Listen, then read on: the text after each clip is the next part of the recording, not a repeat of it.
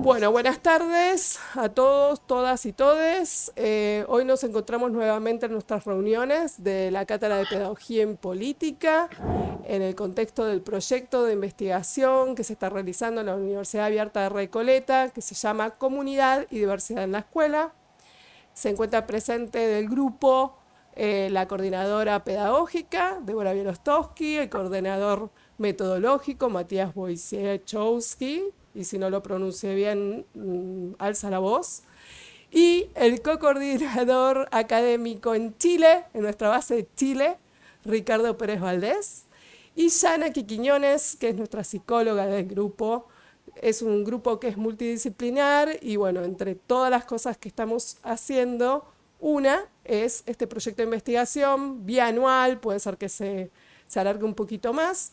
Hoy tenemos la presencia de Ricardo Poviersim.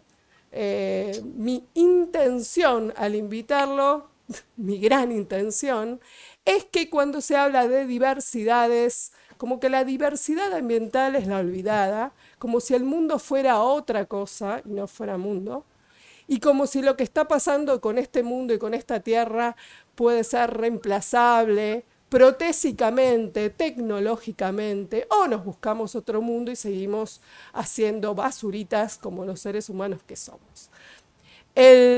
La intención, ¿se escucha mucho? ¿Se escucha mal?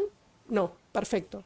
No, La intención está bien. primera es que, bueno, su tesis doctoral tiene que ver con la ecosofía y Heidegger, y a partir de ahí hiciste todo un recorrido en cuanto a la cuestión ecológica y ecosófica, pero situaste esta charla en el antropoceno, que me pareció muy adecuado, así que escuchamos tu exposición, después se abren los micrófonos y empezamos a construir este espacio cooperativo, colaborativo, de respeto, sabiendo que este es uno de los insumos que van a tener los investigadores de la Universidad Abierta de Recoleta, la Universidad de Chile y la Universidad Metropolitana de Ciencias de la Educación. Ricardo, si pueden por favor cerrar Bueno, los micrófonos. bueno, buenas tardes, buenos días, buenas tardes, buenas noches, a quien corresponda, a todos, ¿cómo están? Todos, todas, todes. Bien, acá estamos. Como dijiste vos, Maru Fernández, yo hice mi tesis doctoral y después escribí algunas cosas más sobre Heidegger y vinculando siempre su pensamiento con la cuestión de la naturaleza y la ecofilosofía. Pero con el tiempo me he ido apartando un poco de este pensador, siguiendo el pensamiento de otros, filósofos más contemporáneos, llámese Sloterdijk, Timothy Morton, Dana Haraway, Bruno Latour, etcétera, algunos de los cuales voy a citar hoy. Bien, la propuesta mía es el antropoceno y su importancia para la educación. Creo que es un tema muy poco trabajado aún, y la cuestión del antropoceno es una cuestión que nos urge, ya no solo como individuos, sino incluso como humanidad, como habitantes de este errático planeta Tierra. Bueno, en ese sentido yo propuse 5 ítems para desarrollar. Uno es el surgimiento del antropoceno y sus orígenes antropogénicos y su vinculación con el cambio climático.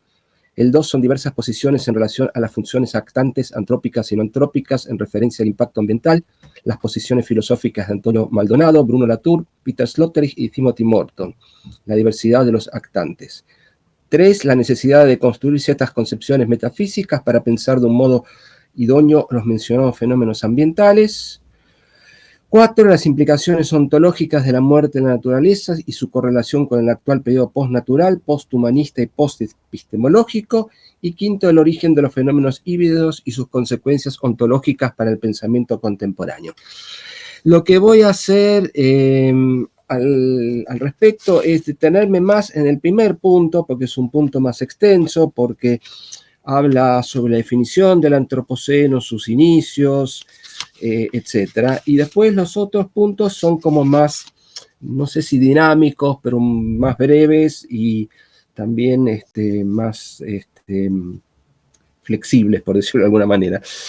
Bueno, mi idea es, si les parece bien, si te parece bien, Maru, es que yo exponga y bueno, después si hay preguntas, obviamente me las pueden hacer. Yo no tengo ningún inconveniente en contestarlas, al contrario, creo que eso quizás sea el punto más interesante. Perfecto, si llega a Bien. haber algo escrito en el chat, Ricardo, yo lo manejo, así que vos tranquilo, tu exposición, y Dale. después abrimos micrófonos y Sí, sí. charloteamos. Genial. Bueno, para empezar, la palabra antropoceno proviene de la geología. Esto es lo que muchos no saben o algunos no saben. E implica una intervención generalizada de origen antropogénico. La palabra antropoceno hace mención a una posible época por la cual estamos transitando. Las épocas en geología se divide, digamos, lo que son las eras, los periodos, las y las épocas, ¿sí? Por ejemplo, nuestra época actual sería el Cenozoico, el periodo al cual pertenecemos sería el Cuaternario, y las últimas épocas antes del Antropoceno serían el Holoceno y el Pleistoceno. Es decir, dentro de la geología, si se acepta el término Antropoceno, ¿sí? Estaría ya junto con el Holoceno y el Pleistoceno perteneciendo al periodo Cuaternario, que a su vez pertenece a la era del Cenozoico. Bueno, el Holoceno, al cual me voy a referir y voy a citar acá de alguna manera muy brevemente, es un periodo que surge hace aproximadamente 11.000, 11.500 años de edad. Y bueno, ahora la gran pregunta es, luego del impacto antrópico, tecnoantrópico, antropogénico, que son sinónimos, se puede decir, sobre el planeta, es si acaso no hay que pensar otra época. Ya el Holoceno nos estaría quedando estrecho, chico, y bueno, para pensar todos estos impactos tecnoantrópicos que se están dando, ¿sí? Y a partir de acá hay también diversas interpretaciones, que es lo que me parece lo más interesante. Bien, yendo a un texto de Emmanuel Bisset, voy a leer los indicios que justifican la utilización del término antropoceno para justificar una nueva edad geológica. 1. El cambio climático debido al calentamiento global producido por la emisión humana de dióxido de carbono. 2. La alteración de los procesos biogeoquímicos del agua, el fósforo, el azufre, el nitrógeno. 3. La modificación del ciclo de agua terrestre mediante uso masivo de represas y encauzamientos. 4. La pérdida alarmante de la biodiversidad que anuncia la sexta extinción masiva de seres vivos en el planeta. Y por último, el quinto punto, la multiplicación de la población mundial y consolidación de un modelo de consumo insostenible. Digamos, estos, según Emmanuel Bisset, estos serían, que es un estudioso del tema, estos serían, digamos, de alguna manera los indicios que justifican la utilización de este nuevo término, que dicho sea de paso, digamos, no es el único, ¿no? También se lo ha llamado capitaloceno, ¿sí?, en relación al capitalismo, y también tecnoceno. A mí la palabra tecnoceno, para serles honesto, es la que más me atrae, porque me parece que permite una visión de la época actual donde se da a su vez un descentramiento del sujeto moderno. Pero bueno, esto lo dejo como inquietud y de hecho esta temática de descentralización del sujeto moderno va a salir en esta conversación. Bueno, me atengo a un geólogo, a un climatólogo también, que es Valentín Rull, que escribió un texto sobre antropoceno, y voy a leer algunos de sus comentarios. En el caso del antropoceno, dice Rull, la geología es aquella ciencia que tiene la palabra, concretamente la estratigrafía, que se ocupa de la descripción de todos los cuerpos de roca de la corteza terrestre y su organización en las unidades bien diferenciadas en base a sus propiedades y atributos, con la finalidad de establecer su distribución en el espacio, su sucesión en el tiempo e interpretar su historia geológica. Entonces, durante dicho se considera que el término antropoceno, primero, antes que nada, proviene de la ciencia de la geología. Y segundo, que se presenta como un posible candidato a una época geológica. Es decir, dentro de esta comisión estratigráfica que organizan los geólogos en diversos eventos, academias, etcétera, y que se toman su tiempo para pensar una nueva época, en este caso, el antropoceno proviene de la geología el término, ¿sí? Y es un posible candidato. Es decir, hasta donde yo sé, todavía no hay un consenso unánime para que este término sea, o esta palabra sea tomada como una nueva época geológica. Bien, siguiendo a Ruhl, él mismo dice, el argumento que se esgrime es que los seres humanos hemos cambiado la configuración y el funcionamiento de la Tierra como sistema a escala global y de esta manera tan generalizada y pronunciada que las consecuencias ya son visibles para el registro geológico, es decir, en las rocas que se están formando en la actualidad. Que la época en la que hemos vivido, conocida como el Holoceno, ha terminado y ahora vivimos en una época geológica diferente, el Holoceno. Bien, entonces, como dije antes, el antropoceno, de ser confirmado o consensuado por esta comisión estratigráfica de geólogos, sería una época que viene o vendría después del Holoceno y después del Pleistoceno que la sucedieron. Hay algunos antecedentes previos ya dados en el siglo XIX, esto es muy interesante y pocos saben, que Ruhl menciona al término antropoceno. Uno de los posibles surgimientos del antropoceno como impacto global sobre nuestro planeta se daría cuando acontece la extinción de la megafauna pleistocena, donde el primer impacto global importante que ocurre ya en los tiempos del Homo sapiens y es la extinción, donde se da la extinción masiva de la megafauna, ocurrida entre 50.000 y 13.000 años antes de nuestra época, poco antes de la transición entre el Pleistoceno y el Holoceno. O sea, en plena transición del Pleistoceno y el Holoceno se dio, mejor dicho, esta extinción de la megafauna en aquella época.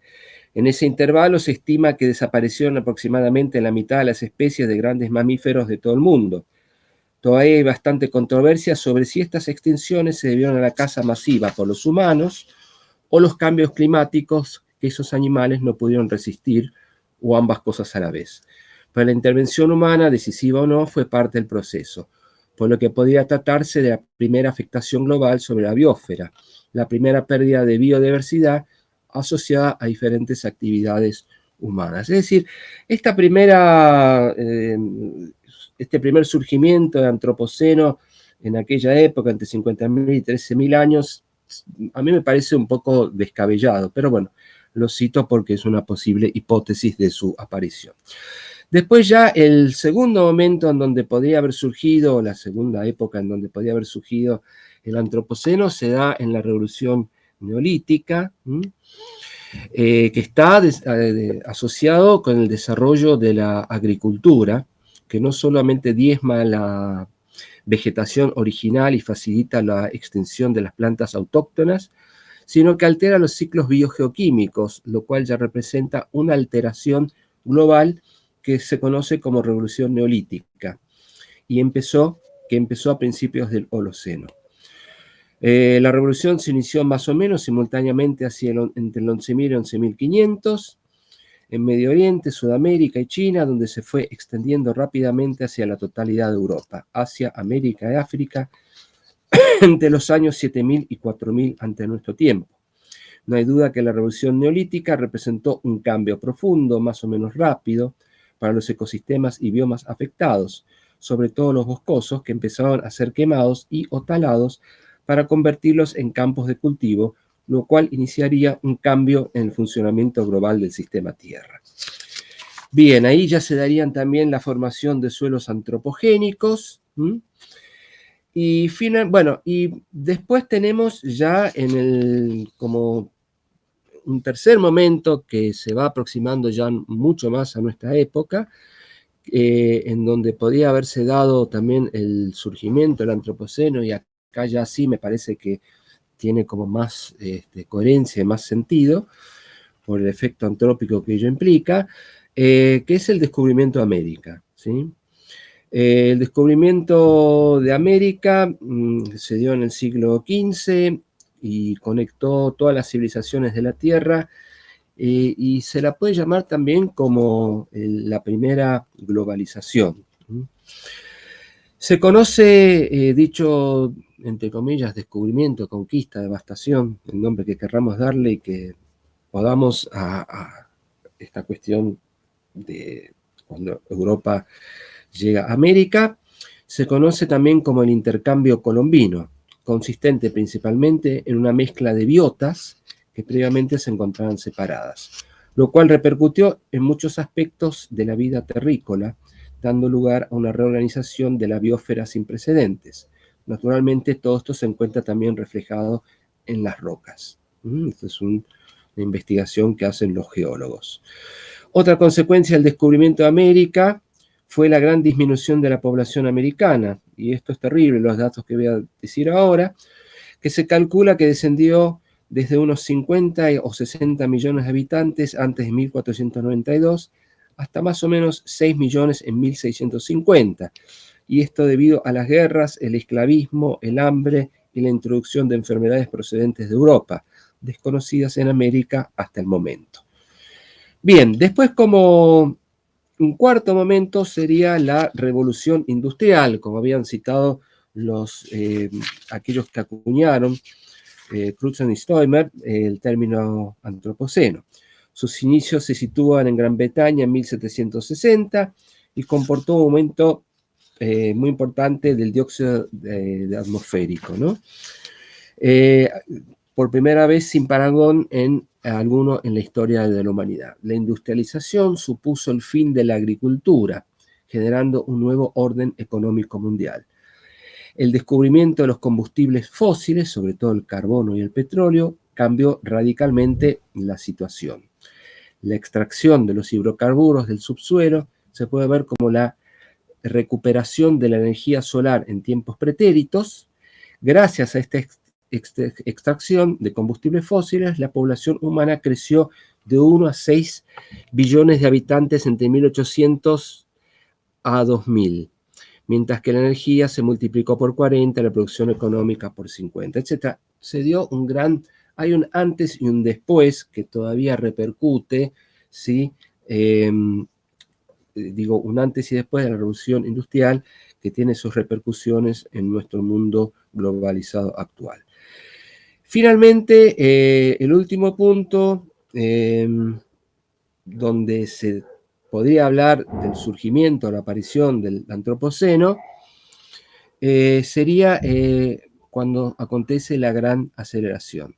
Dentro del periodo industrial, el cambio más drástico tuvo lugar después de la Segunda Guerra Mundial, en la década de los 50, con la denominada gran aceleración. A partir de esas fechas, todos los indicadores de la actividad humana experimentaron una aceleración en su crecimiento y surgieron muchas otras actividades nuevas, como por ejemplo las comunicaciones electrónicas, es decir, a partir de ahí se dan los primeros indicios de las primeras computadoras y también de lo que será después Internet. También se multiplicó la producción del plástico y aparecieron otros productos sintéticos que son contaminantes persistentes del agua, la atmósfera o el suelo. La población mundial, este es un dato no menos relevante, pasó de 3.000 a 6.000 millones en solo 50 años y la producción económica se multiplicó por 15 durante el mismo periodo. Se estima que actualmente estamos entre los 7.000 y 7.500 millones y estamos cada vez creciendo más, lo cual es un dato no menos importante y preocupante por los efectos que esto genera sobre los ecosistemas y sobre la biosfera. Finalmente, en la gran aceleración, el consumo de petróleo creció 3,5 veces desde 1960, lo que causó un aumento dramático del dióxido de carbono atmosférico y como consecuencia del efecto invernadero producido por este gas, un ascenso de la temperatura global del planeta, lo que conocemos como calentamiento global. Es decir, el consumo del petróleo, el aumento del dióxido de carbono, el efecto del invernadero y el calentamiento global o cambio climático, todo esto son fenómenos que configuran o conforman la misma ecuación, ¿sí? Y se los puede tomar en su conjunto y de manera que se los puede también interrelacionar. Bueno, ¿cuáles son las consecuencias de la revolución industrial y la gran aceleración? Las evidencias geológicas de la industrialización y la posterior aceleración son muchas y muy variadas, y están presentes, por ejemplo, en los mantos de hielo y en los sedimentos lacustres y marinos, también en los anillos del crecimiento de los árboles. Prácticamente todos los fenómenos mencionados anteriormente asociados a la industrialización y a la gran aceleración dejan huella en el registro geológico. Por ejemplo, la combustión de hidrocarburos crea microesferas llamadas cenizas volantes que se liberan a la atmósfera y con el tiempo van depositándose en el fondo de lagos y mares, documentando así el inicio de la revolución industrial. La progresiva acidificación de los lagos y océanos bajo la influencia humana también queda registrada en estos y otros organismos. Y un caso especial también que cité antes es el de plástico, inexistente antes de la industrialización, antes de la gran aceleración, antes de la década de los 50, que ya se ha extendido en los sedimentos de todo el mundo, especialmente en el medio marino. Sabemos que hay islas enteras con gran basura flotando de residuos plásticos, ¿no? Esto es terrible realmente. Bien, también hay que mencionar el gran aumento del nitrógeno en los sedimentos postindustriales, en parte debido al incremento del uso de fertilizantes, ¿no? Eso también genera un gran impacto, el uso de fertilizantes. Y las actividades no solamente han afectado a la composición de las rocas en formación, sino que han modificado su estructura, incluso han contribuido a la formación de rocas nuevas. La formación de rocas nuevas, por ejemplo, se da en los sedimentos de los ensambles creados por el represamiento de ríos o digamos otras represas que se ganan al mar, ¿sí? Mediante, por ejemplo, las construcciones de diques. También se han creado nuevos ambientes sedimentarios como las ciudades y otros similares. Hay que tener en cuenta también el crecimiento de las megaciudades, ¿no? Como la Ciudad de México, como Buenos Aires, etc., donde se van acumulando sedimentos de origen antropogénico en estratos que representan distintas civilizaciones. Y finalmente la minería y otras actividades de extracción, por ejemplo los hidrocarburos, también modifican notablemente los sedimentos depositados, en este caso durante millones de años. Bueno, esto sería a grandes rasgos el primer punto, cómo surge el antropoceno, cuál es su estatuto dentro de la comunidad de los geólogos, ¿sí? Y digamos cuál es su vinculación con el cambio climático, que obviamente se da a partir de la revolución industrial, y esto también se nota a nivel ecosistémico. Bueno, ya yendo, todo lo que he leído ahora, digamos, es aceptado por diversos geólogos y climatólogos y tiene un fundamento más bien científico. A lo que me voy a referir ahora es en el punto 2, que son diversas posiciones en relación a las funciones actantes, antrópicas y no antrópicas, en referencia al impacto ambiental. Y acá voy a hablar de 3 posiciones diferentes. Una es la de Bruno Latour, la de Timothy Morton y finalmente la de Antonio Maldonado. Bueno, voy a empezar por este último. Bueno, según Antonio Maldonado, que es un escritor español, que ha escrito textos sobre esta temática del antropoceno, el antropoceno surge a partir de acciones humanas sobre la biosfera, y para él el antropoceno implica completar el proyecto moderno. Es más, para él puede convertirse en una oportunidad para revitalizar qué significa o por dónde puede pasar el debate sobre la buena sociedad. En este sentido, se puede afirmar que nos permite avanzar el antropoceno hacia una ilustración ecológica. Habría que fomentar, dice Maldonado, nuevas tecnologías e instituciones que hagan comparable la sociedad liberal y la nueva época geológica. Cuando habla de sociedad liberal no se está refiriendo al neoliberalismo imperante, sino más bien está hablando de las sociedades liberales en el sentido amplio, tal como se dan en ciertos sectores de Europa y también, bueno, en otros lugares del mundo, ¿no? O sea, donde son sociedades básicamente democráticas, liberales en sentido amplio, y donde, bueno, hay partidos socialdemócratas, partidos conservadores, partidos liberales, etc. A eso se está refiriendo Maldonado, ¿no? En ese sentido, dice Maldonado, el antropoceno así se contempla como una invitación a producir más antropoceno. Según este autor, el antropoceno es ambiguo, y puede decirse que puede darse tanto la posibilidad de un mal como un buen antropoceno.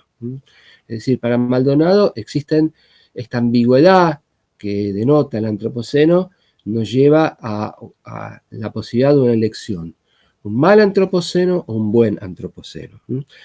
El mal antropoceno sería, digamos, un pronóstico negativo y pesimista, aunque bastante realista, hay que decirlo por cierto, es que la humanidad, pese a darse cuenta de los peligros del antropoceno, del cambio climático, de la devastación de los ecosistemas y a todo esto que se está conllevando con nuestro actual estilo de vida y con nuestras políticas imperantes, no toma conciencia de estos peligros y niega directamente la cuestión. Bueno, ahí tenemos los negacionistas climáticos, que son recontraconocidos, que podemos citar a políticos famosos como Trump, como Bolsonaro, etc. Bueno, en nuestra querida Argentina está el caso de Milei, ¿no? Que directamente niegan el cambio climático, todas estas cuestiones, o la minimizan, ¿no? Que son los denominados negacionistas climáticos, y lo niegan indudablemente por cuestiones económicas y políticas. Bueno, eso llevaría a una visión negativa, ¿sí? No asumir la época, no asumir el antropoceno, no asumir todas estas cuestiones que nos afectan, y esto no tendría mucho tiempo más de duración nuestro planeta, nuestra civilización tal como la conocemos. Pero bueno, Maldonado también es optimista y dice, bueno, hay una segunda posibilidad, que es la de generar un buen antropoceno, que sigue siendo una posibilidad para nuestra especie, y dice, en esta posibilidad tenemos que asumir que estamos dejando atrás el Holoceno y damos ya nuestros primeros pasos en el nuevo tiempo geohistórico. Esta posibilidad nos daría, sería plausible de consensuar un nuevo pacto social o una nueva ilustración ecológica. Es decir, lo que dice Maldonado es que para poder, digamos, tener un buen pronóstico y un mejor porvenir en la época actual que estamos empezando a transitar, que es el antropoceno, primero hay que tomar conciencia del mismo, y segundo hay que dejar atrás la época del Holoceno, con todo lo que ello implica, que vamos a ver ahora dentro de un rato, ¿no? A partir de ahí, si nosotros tomamos conciencia de esto, que indudablemente esto tiene que ser una conciencia social o una bajada netamente política, ¿sí? Es posible consensuar un nuevo pacto social a nivel global e iniciar una nueva ilustración, ¿sí? Que él denomina ilustración ecológica. Bueno, esa sería básicamente la posición de Antonio Maldonado. Ahora me voy a la opinión de Bruno Latour, que es un poco más pesimista, ¿sí? Y donde él dice lo siguiente, cito a Latour, dice, hay que hacerse la idea, hemos entrado irreversiblemente en una época postnatural, posthumana y postepistemológica. ¿Son demasiados post? Sí, pero es porque todo ha cambiado a nuestro alrededor. Ya no somos exactamente humanos modernos a la antigua, ya no vivimos en la época del Holoceno. Podemos dudar si el antropoceno marca una época geológica o no, pero no caben dudas de que designa una transición que obliga a replantear todo. Para Bruno Latour, digamos, ya el antropoceno hay que pensarlo fuera de la decisión de la Comisión Estratigráfica de los geólogos o de los climatólogos. Él ya considera que el antropoceno es como un hecho. Y esto se da a partir de efectos notorios que está padeciendo la biosfera y, bueno, los ecosistemas y nuestro planeta en general, incluyéndonos a nosotros como seres humanos. Entonces, esto es lo que dice Bruno Latour. Esto implica replantear todo. Ya no podemos hablar de una época natural, ya estamos pasando por una época, un periodo postnatural, posthumano y postepistemológico. Esto realmente es un punto de partida nuevo en filosofía y tiene repercusiones sumamente interesantes. Finalmente, Timothy Morton, autor me parece brillante, uno de los mejores que he leído en los últimos tiempos. Este autor parte de la noción de los hiperobjetos, es una temática que me es imposible desarrollar acá, de una riqueza extraordinaria para mí, y adhiere a lo que se denomina la OOO, que es la ontología orientada hacia los objetos. Esta es una corriente neomaterialista, en donde se encuentran varios pensadores, ¿sí? Por ejemplo, Graham Harman es uno de ellos, también hay un Landa, hay varios, ¿no? Pero Morton, bueno, habla de los hiperobjetos, simplemente los voy a nombrar, y dice lo siguiente, por ejemplo, refiriéndose a esta ontología orientada hacia los objetos, ¿no? Los hiperobjetos existen y son previos al pensamiento. A su vez, los hiperobjetos implican el desplazamiento de lo humano y el reconocimiento de nuestra insignificancia. Esto se vincula, a su vez, con la muerte del sujeto y el corrimiento de toda centralidad del hombre. Lo que va a hacer Morton, dejando de lado ahora una definición cabal de lo que son los hiperobjetos, es que con esta terminología que él introduce de los mismos, digamos, esto va muy bien con la muerte del sujeto, predicada por Foucault, y el corrimiento de toda centralidad del hombre. Es decir, no sería solamente el hombre el que genera este efecto sobre el planeta, sino que habría una determinada cantidad de actantes, ¿sí?, que también influyen sobre el mismo. Actantes no humanos, ¿sí? O sea, que llevan a cabo una acción y que no provienen del ámbito de la especie humana o del hombre. Esta postura conlleva consecuencias epistemológicas y morales para el conocimiento del comportamiento humanos. El descentramiento de la agencia humana significa que ésta se disuelve en una vasta comunidad causal. Dice Morton, el antropoceno no sería entonces el producto de acciones aisladas del Homo sapiens, sino el resultado de la combinación causal de una densa red de entidades tecnológicas, culturales, orgánicas y geológicas. Es decir, había como un combo, una interacción de estas diversas entidades, ¿sí?, que interactuarían entre sí y que influenciarían sobre nuestra biosfera. Según Morton, lo cito, lo que ha sucedido hasta ahora durante la época del Antropoceno ha sido la comprensión gradual por parte de los humanos de que no están ya dirigiendo la escena, justo en el momento de su mayor capacidad técnica a escala planetaria. Es decir, cuanto más hemos desarrollado nuestra tecnociencia, ¿sí?, que ha devenido prácticamente en tecnocracia, cuando más hemos denominado el planeta, la biosfera, los ecosistemas, cuando más los estamos devastando, cuando más nos creamos los amos de la Tierra, ¿sí? Bueno, es cuando menos estamos teniendo protagonismo, ¿sí? Acá el planteo de Morton se asemeja bastante al planteo heideggeriano, por cierto, cuando Heidegger habla de la esencia de la técnica, y hay una influencia de Heidegger en este sentido en Morton, ¿no?, en este y en otros. Para Morton, el fin del mundo, ¿sí?, y esto dicho mundo tanto en un sentido filosófico como fáctico, acontece en 1784 cuando James Watt presenta o patenta, mejor dicho, la máquina de vapor.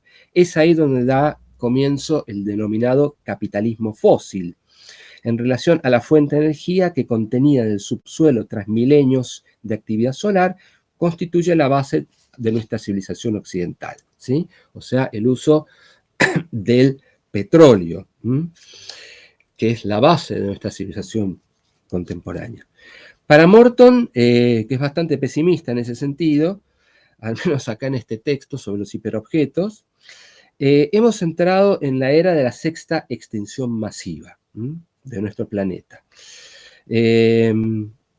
que cuenta con una historia de 4.500 millones de vida sobre la Tierra. Las anteriores extinciones, ¿sí?, son, o han sido, mejor dicho, la extinción masiva del Ordovicico silúrico, la extinción del Devónico tardío, la extinción masiva del Pérmico, la extinción masiva en masa del Triásico Jurásico, la extinción masiva del Cretácico terciaria, ¿sí?, hasta llegar a esta sexta extinción que conlleva el Antropoceno, que absorbe y devasta todas las formas de vida. Dice Morton que esta extinción masiva es invisible. Lo cito: es el momento más significativo para las formas vivientes en este planeta desde que los dinosaurios fueron eliminados por ese asteroide. Y sin embargo, no podemos verlo directamente. Solo vemos fragmentos espaciotemporales de él. Somos el asteroide. Es lapidaria esta frase de Morton, que me parece también brillante desde un punto de vista filosófico. Nosotros, ¿sí?, junto con los otros actantes, nos hemos convertido en el asteroide, ¿sí? Así como desaparecieron en el Triásico Jurásico los dinosaurios, por una supuesta, que esto también es una hipótesis, supuesta caída de un asteroides. Bueno, ahora nosotros somos parte de este asteroide que lleva a la sexta, digamos, extinción masiva. Las otras fueron naturales, por decirlo de alguna manera, y esto ya es un proceso híbrido, socionatural o natural-cultural. Bien, habiendo expuesto sobre estos tres pensadores que interpretan de una manera distinta, en gran parte, lo que es esta época que nos está tocando vivir, ahora voy al tercer punto, que implica la necesidad de construir ciertas concepciones metafísicas para poder pensar de un modo idóneo los mencionados fenómenos ambientales. Bueno, esto para mí es un descubrimiento, y me parece que es la parte más rica de lo que voy a decir de acá hasta el final, porque hasta ahora, en primer punto, hablé de datos geológicos, de interpretaciones, etcétera, del surgimiento del Antropoceno. En el segundo punto me detuve en la interpretación de tres grandes pensadores como son Maldonado, Bruno Latour y Morton. Hay otros, por supuesto. Pero ahora, digamos, me detengo bastante en lo que dijo, y también estaría de acuerdo Morton, en lo que dijo Bruno Latour, que estamos ya transitando una época postnatural, posthumana, ¿y cuál fue la otra? Y postepistemológica. Bueno, ¿qué significa esto, no? Es que ya no existe más la naturaleza tal como se ha dado, por ejemplo, en la época del Holoceno, ¿sí? Y ya tampoco existe el hombre tal como existía hace, no digo 10.000 años, tal como existía hace 100 años. O sea, esto implica ya dejar de lado el humanismo. Todo humanismo, quiero ser claro en esto, toda persistencia en el humanismo, como toda persistencia en la naturaleza, en una naturaleza prístina que tenemos que conservar, como toda persistencia de una concepción gnosiológica de sujeto-objeto, de lo humano por un lado y lo natural por el otro, bueno, eso ya ha caducado. Insistir en esto es persistir en dos cuestiones. Primero es no querer salir del Holoceno, ¿sí?, lo cual nos lleva a, siguiendo Maldonado, y en esto también coinciden los otros autores, nos lleva a una destrucción masiva a corto plazo, y digo corto plazo, no más de 100 años, ¿sí? Y bastante cruenta, por cierto. Y no quiero ser catastrofista, pero realmente esta es la sensación que me deja luego de haber leído estos autores y luego de ver cómo anda la situación del planeta. Entonces, persistir en un humanismo, en una naturaleza prístina, ¿sí?, en una gnosiología tradicional, todo esto todavía nos tiene atados a una concepción, a una época que es la época del Holoceno. Pero no solamente esto, sino que esto también nos tiene atados a la metafísica, a la filosofía considerada como metafísica, ¿sí? Entonces acá hay que pensar ya el se tiene que dar un nuevo paso y un nuevo reto hacia el pensamiento. Digamos que la historia de la metafísica, se puede decir, transcurrió la misma, si ponemos su aparición o su surgimiento con los antiguos griegos, con los presocráticos o con Sócrates, ¿sí? En el año 4, 5, 6 a.C., podemos remontarnos, no sé, hasta Homero, etc. Bueno, todo el surgimiento de la metafísica hasta su acabamiento, dicho por Nietzsche y sostenido por Heidegger y también por otros autores de los que he citado, toda esta época, toda esta historia de la metafísica se ha dado a lo largo de, digamos, de la época del Holoceno. Si el Holoceno tiene que ser dejado de lado, es obvio que también la metafísica y este modo de funcionar la filosofía también tiene que ser dejada. Morton se atiene bastante a los análisis expuestos por Derrida, especialmente en su texto de Ecología Oscura, se basa bastante en el libro de la gramatología, y él propone la concepción de la agrologística para pensar, digamos, para definir todo el pensamiento que se ha dado a lo largo del Holoceno y que ahora debemos dejar de lado. En ese sentido, estaríamos transitando una etapa postmetafísica que implica ya la época del Antropoceno o del Tecnoceno. Existe la necesidad, dice Morton, de desarrollar un pensamiento postmetafísico que asuma la época postnatural para poder filosóficamente reflexionar, por ejemplo, sobre el cambio climático, que ya es considerado como un híbrido, porque es el resultado de una interacción entre la naturaleza y la sociedad. Lo que ha pensado la metafísica, la agrologística, digamos, lo que ha pensado la metafísica en un Aristóteles, ¿cómo estaba compuesto un cuerpo para Aristóteles? ¿Sí? Por los 4 elementos, o por alguno de los 4 elementos, ¿sí? Pero fundamentalmente definía el cuerpo como un compuesto de materia y forma, donde la materia era de aquello que estaba hecho, dicho a grandes rasgos, y la forma era aquello que podía definirlo, que lo definía, la forma o la esencia, ¿sí? Yo digo vaso, bueno, vaso de vidrio, el vidrio sería la materia de la que está hecho, pero la forma sería aquello que hace la vacidad del vaso, que es vaso y no botella o taza. Entonces, pero ahí Aristóteles todavía estaría hablando de una filosofía primera o una metafísica que todavía cuenta de estos híbridos que tienen que ver con el surgimiento del Antropoceno. Entonces, el Antropoceno marca un proceso irreversible, el cual implica que resulta imposible volver, como dijimos antes, al Holoceno. Esto implica que debemos abandonar los conceptos metafísicos que sucesivamente se desplegaron, ¿sí? Abandonar o desestimar, que se desplegaron en las distintas épocas. Esperen que... Bien. Por ejemplo, que se desplegaron, mejor dicho, en la época del Holoceno. Me había salteado una hoja.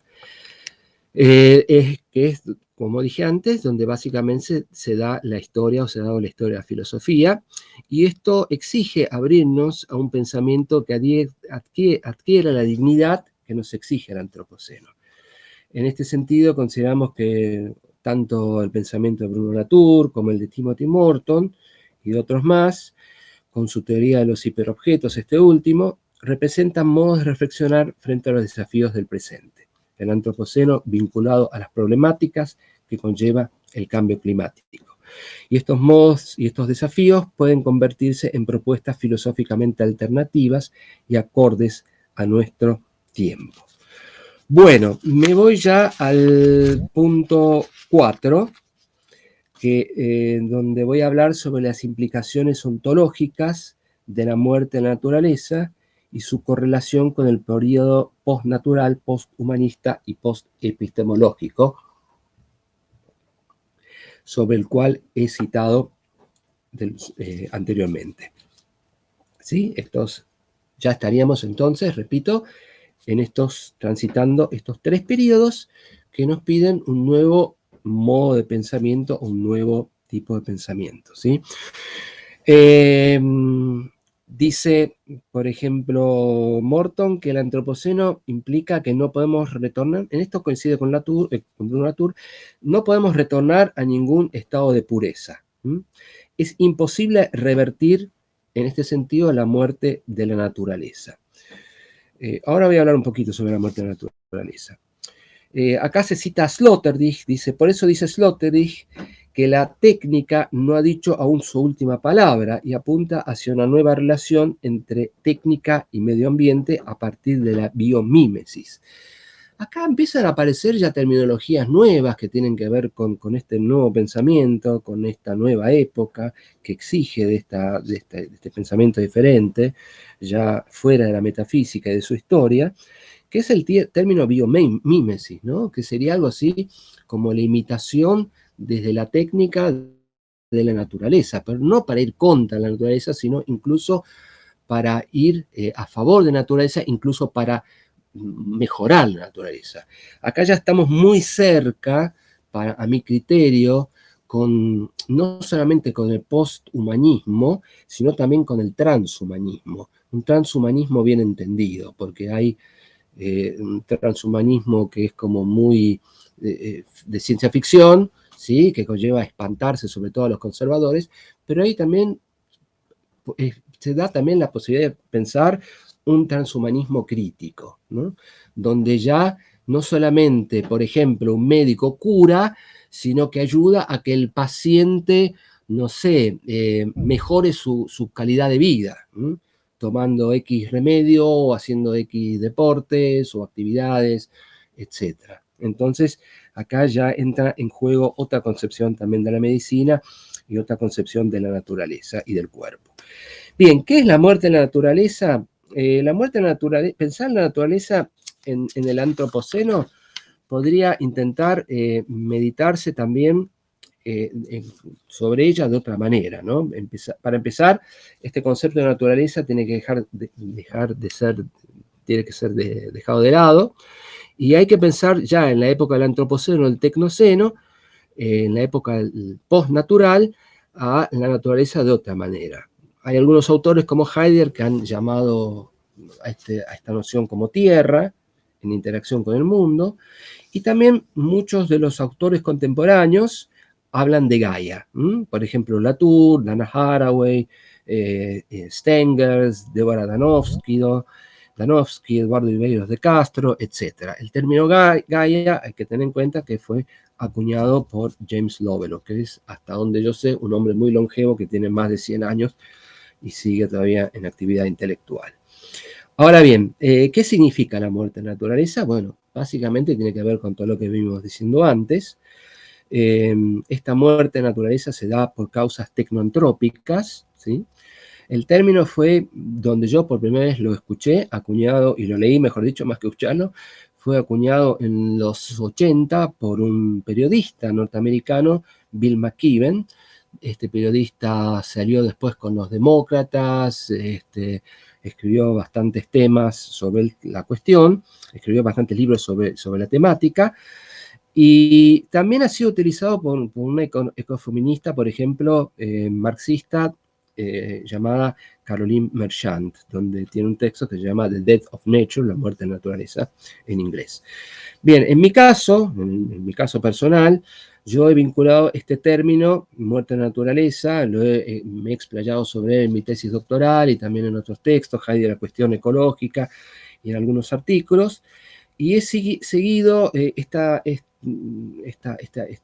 acuñado este concepto ateniéndome tanto a McKibben y a Merchant, pero también siguiendo la interpretación de Martin Heidegger sobre el texto de Nietzsche, La Gaia Ciencia, donde habla de la muerte de Dios. Es decir, en resumidas cuentas, para mí pensar la muerte en la naturaleza implica vincular esta muerte con la muerte de Dios y con la muerte del hombre. En el sentido de Foucault, como lo ha dicho él mismo, como descentramiento del sujeto, como ya entrando en una época posthumana o transhumana, y la naturaleza ya bajo el efecto tecnoantrópico, pensada también desde un periodo, de una etapa postnatural y desde otra figura, y la muerte de Dios, bueno, pensar, esto no implica una adhesión, una proclama del ateísmo, sino implica una problematización del Dios metafísico, como también del Dios que aparece en las religiones,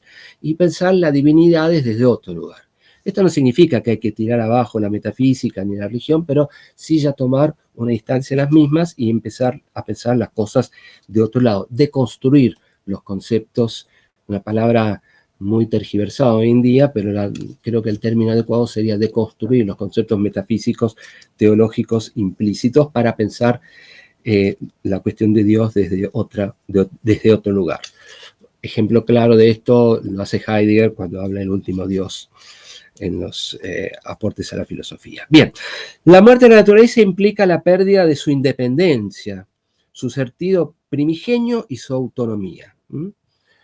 Es decir, el efecto tecnoantrópico es tal que la naturaleza ya a partir del siglo XVIII, XIX, sobre todo a partir de la Revolución Industrial, ha perdido lo que la caracterizaba, la independencia, ¿sí? Como dije antes, y su autonomía, y también su sentido originario o primigenio. Voy a leer acá porque me parece que es una explicación muy buena, y bueno, me voy a ahorrar mis propias palabras, que es la que da Bruno Latour, ¿no? Y dice lo siguiente: no sé si ustedes recuerdan que hasta hace todavía poco tiempo, en la mañana, podíamos contemplar en el espectáculo de un paisaje indiferente a nuestras preocupaciones, o sencillamente el tiempo variable que seguía su carrera, sin que nos concerniera en lo más mínimo. La naturaleza era exterior. ¡Qué sosiego!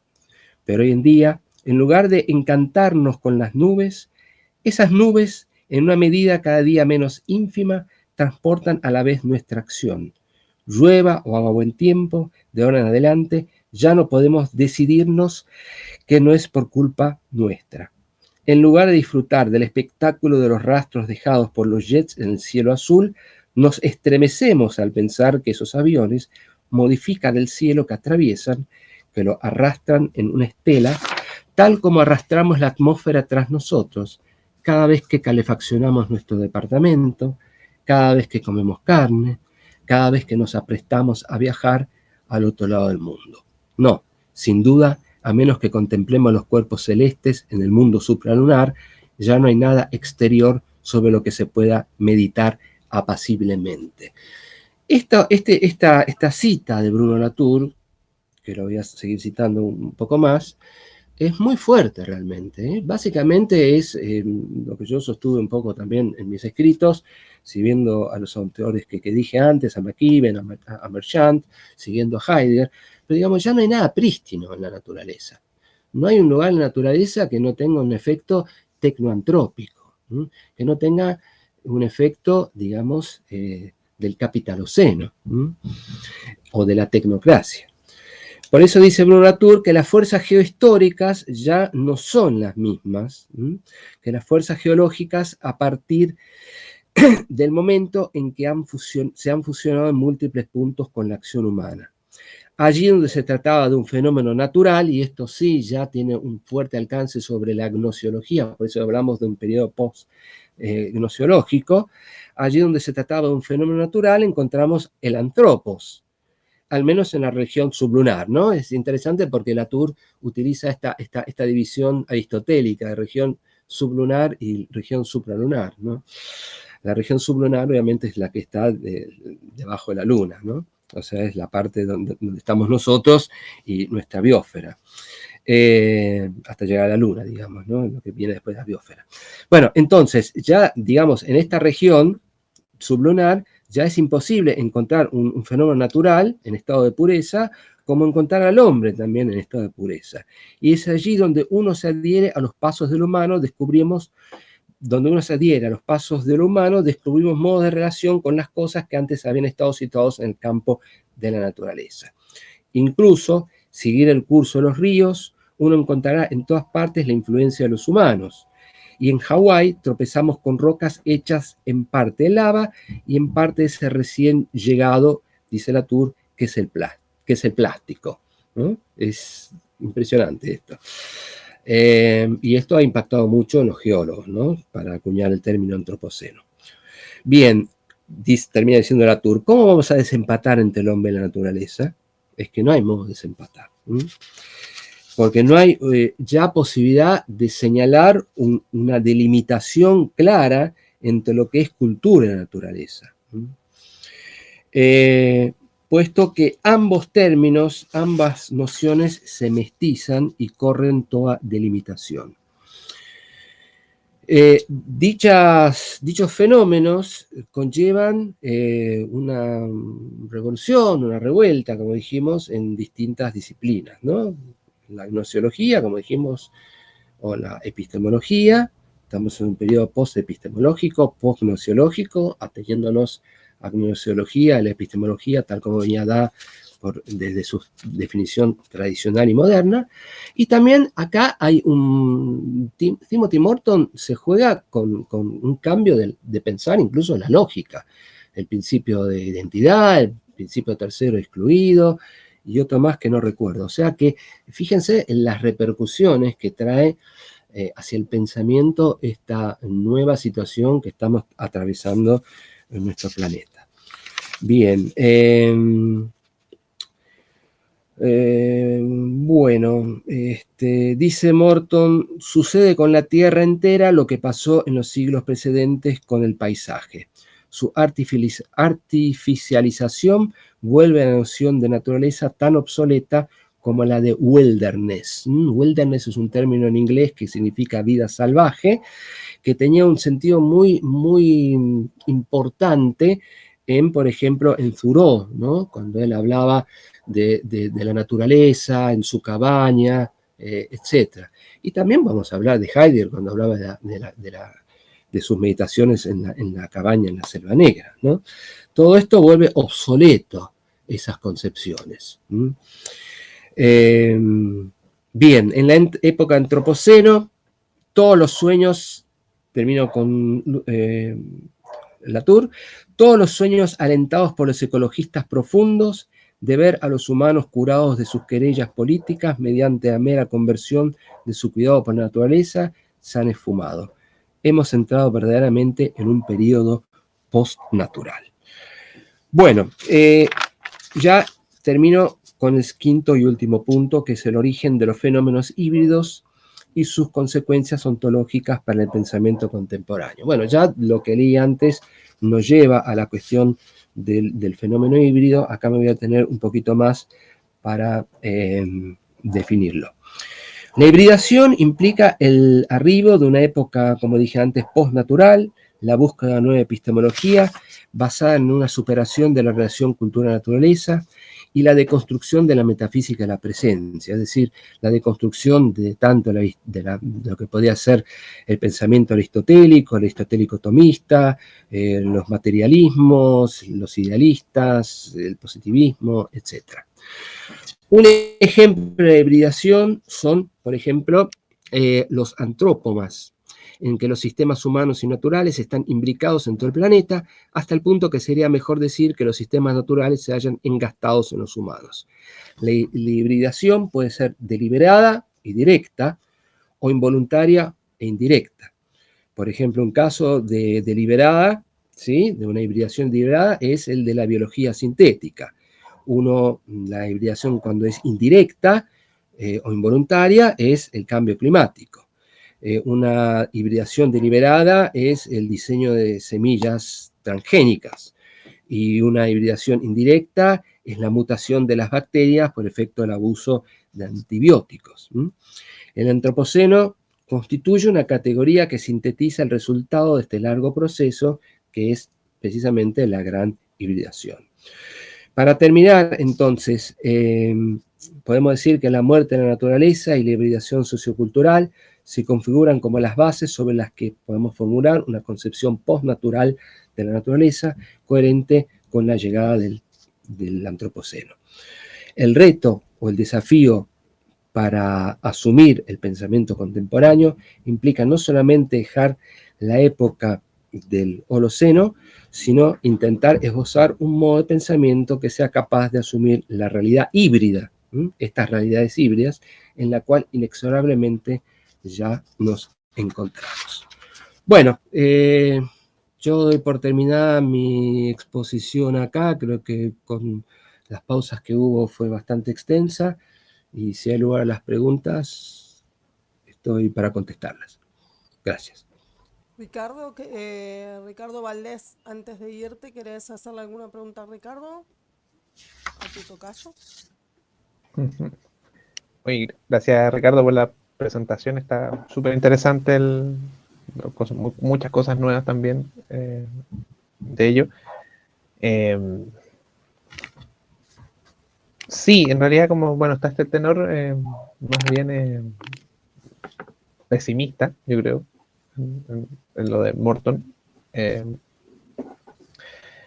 Me parece esta como tensión entre cultura y naturaleza que aparentemente ya no sería una tensión, sino que habría lo que nombrabas con esta idea del mestizaje híbrido. Uh-huh. Me parece bien interesante como para poder generar otras dimensiones. Pensaba en la cuestión en lo agrologístico en Derrida también. Me parece que ahí hay un elemento bien potente, como estas trayectorias que pudiste hacer, bueno, mencionando antes obviamente Heidegger, antes Nietzsche, Foucault, por decirlo así. Y bueno, yo creo que hay una pregunta que me quedó dando vuelta que quizás engloba varias cosas, pero esto claro, cómo pensar la religión de otro modo, eso yo creo que como quizás que podría englobar en ese concepto todas estas trayectorias, tanto de la metafísica de la presencia, como desde la inspiración también moderna. Y en ese tránsito, ¿qué podría ser la ruptura? No sé cómo estoy tratando como también de entenderlo, o sea, esta cuestión de cómo pensar la religión de otro modo, en este contexto donde aparentemente esto tecnoantrópico, como comentabas tú, implica esta ruptura o pérdida de un elemento de la naturaleza al propio, que sería la autonomía. Sí.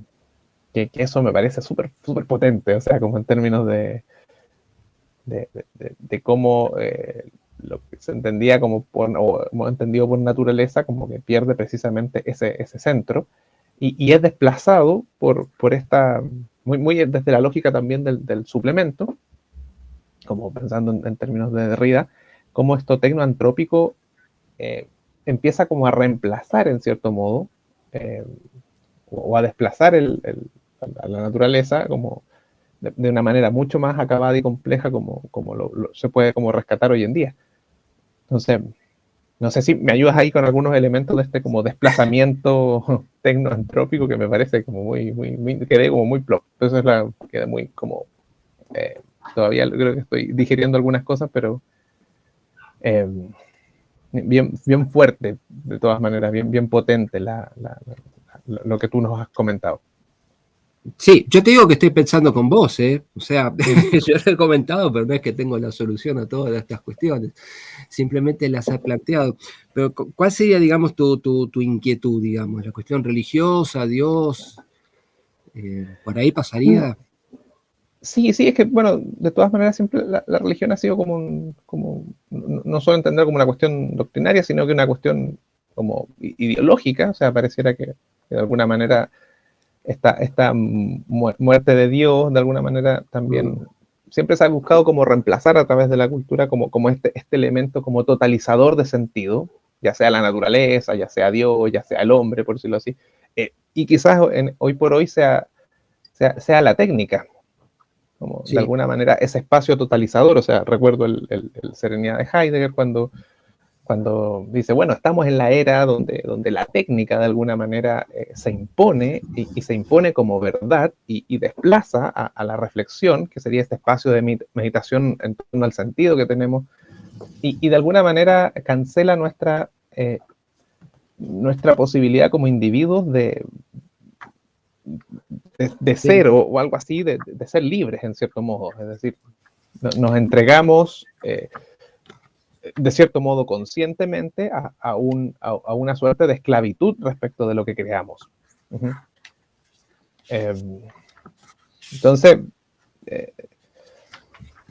bueno, por eso que en realidad quizás esto es algo que ya viene dándose vueltas con esta temática, pero me parece que hoy cobra un sentido bien potente.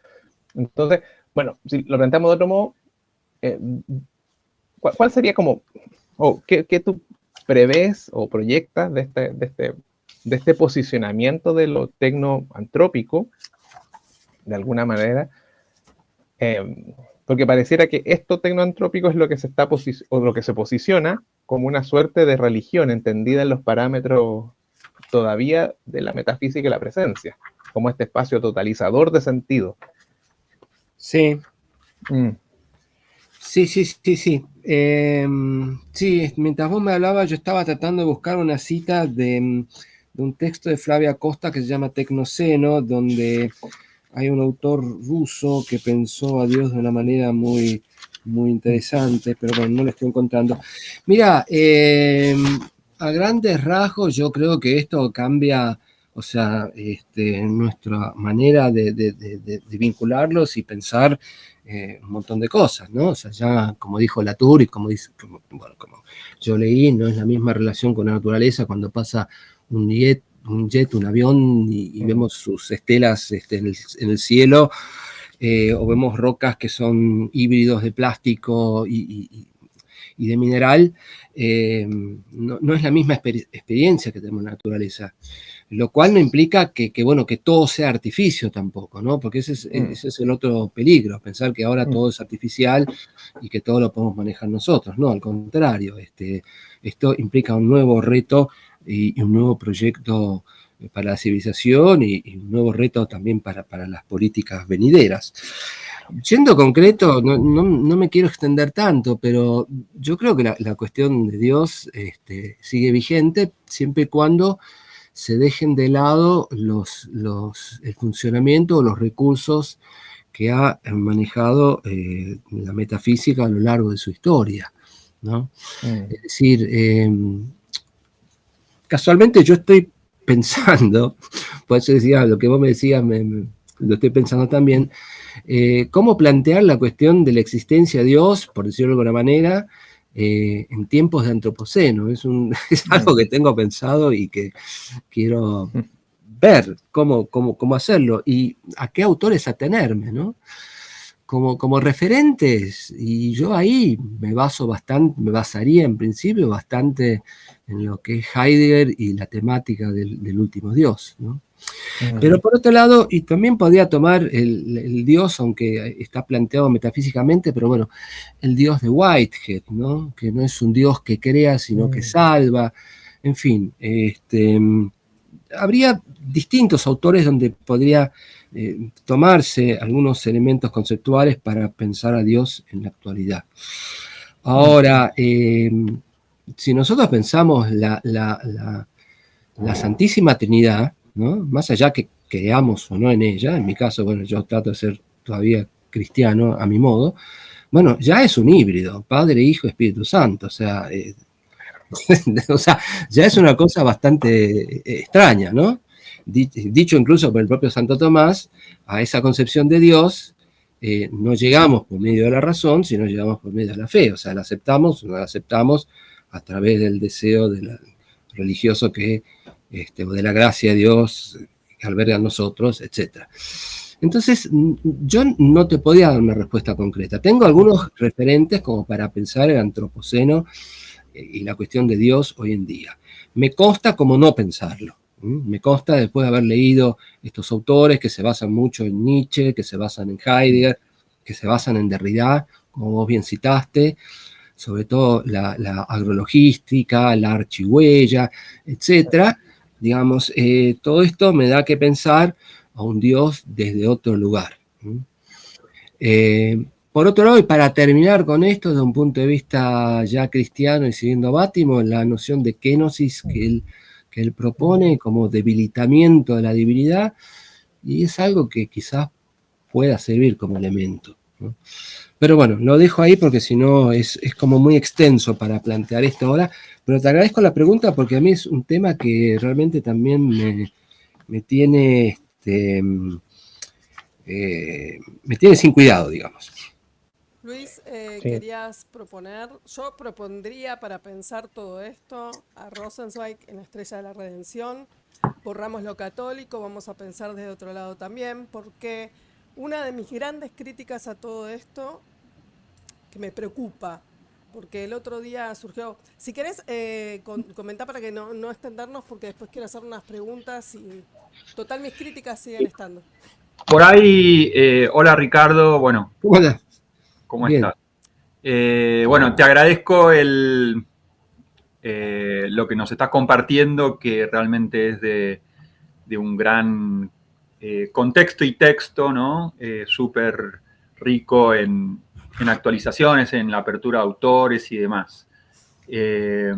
Bueno, les cuento a los demás que Ricardo me viene acompañando en lecturas recomendadas por él sobre Timothy Morton. Este año fuimos haciendo un intercambio con él de audios, ¿no? En relación a los dos libros, ¿no?